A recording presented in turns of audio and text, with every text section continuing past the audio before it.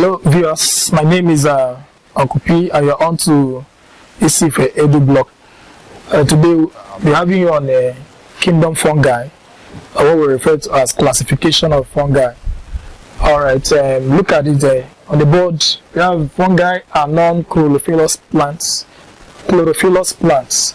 The word chloro means green and phyllous means pigment. It means that no pigments or no green pigments is found in fungi, and then fungi obtain their food either as parasites or as saprophytes.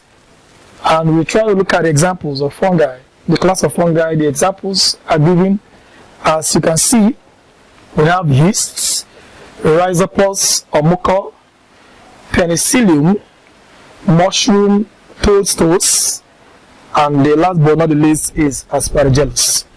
Alright, I will start with the fungi being non-chlorophyllous in nature.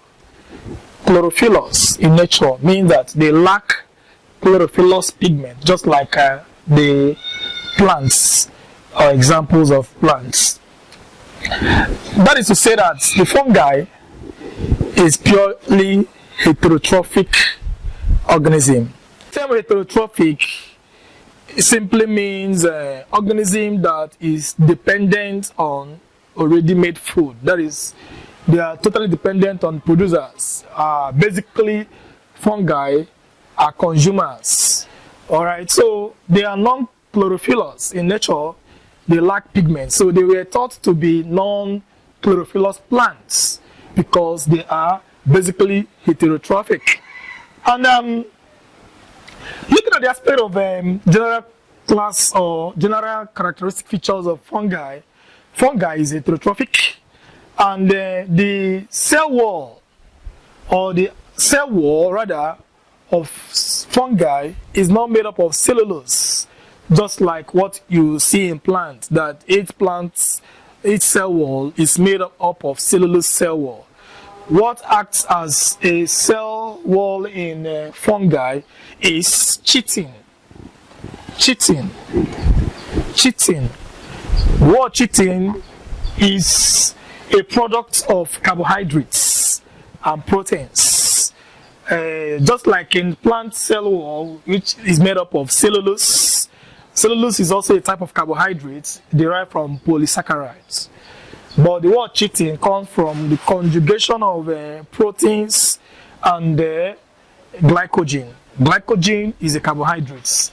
So the aggregation of or the sum of these two products, glycogen and proteins, is what acts as a skeleton or the cell wall of fungi and even most insects that use this material, chitin, is a skeletal material, chitin, as protection, or chitin as a form of skeleton called exoskeleton. Sometimes this is referred to as exochitinous skeleton in insects or most arthropods.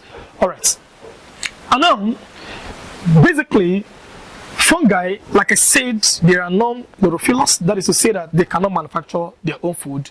They are basically dependent on ready-made foods.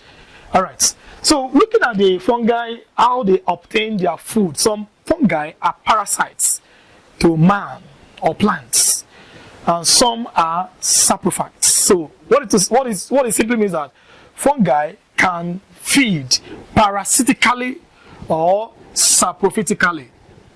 I'll start with the parasites. What is parasites? A parasite is when an organism depends on another organism called the hosts. And the parasites will tend to benefit from the other organism called the hosts. Prior to benefiting, the hosts is affected. Any kind of association between two unrelated organisms, whereby one organism is deriving benefit from the other one and at the same time causing harm to that other organism, is a mode of feeding called parasitism, or any organism that does that is called what? A parasite. So some fungi are parasites. Let's just say that they can cause harm to either man or to other animals. Likely, some of them can also cause harm to plants. There's some fungi are saprophytes. What is saprophyte?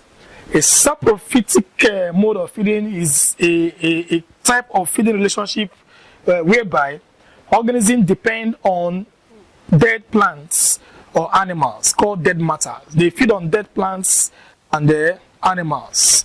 Most likely their feeding causes the decay of such plants and animals.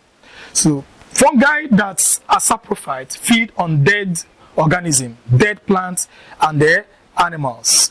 Like you see that most of the examples of fungi like penicillium,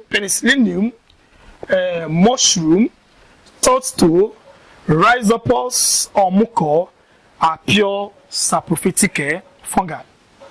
Saprophytic fungi. That is to say that they feed on remains of dead plants and animals. Remember, they cause decay as they feed on these remains of dead plants and animals. Sometimes students are usually confused when they are asked to differentiate between scavengers and saprophytes. A scavenger, like hyenas or vultures, these organisms feed on dead organism, but their feeding doesn't cause decay on that organism, unlike fungi or bacteria, that when they feed on remains of dead organism, they causes decay. But one thing that is similar between scavengers and saprophytes is that both of them feed on remains of dead animal or dead plants.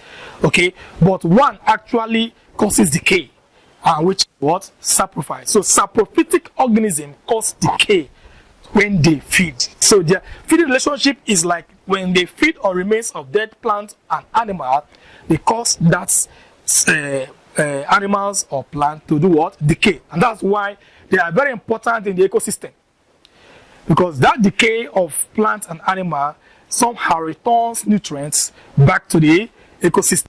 That should be a topic for another day. But in the case of parasite, a parasite is that association involving two organisms. One that is the parasite benefit from the one which is the host, and the one that is the host definitely will be hurt or will be harmed. So any kind of association that relates to organism, one benefits, one is affected. That is a pure case of what? Prophytism. And the organism involved in such kind of relationship is called what? Parasites. And then I'll take you to the examples of fungi, and I will try to see if I can classify these 6 examples, because all these examples of fungi are they are all classified or grouped into 3 phyla, or into 3 groups. The 3rd class or group of fungi is the class we call Zygomycota. Class Zygomycota. We have another class called Basidiomycota.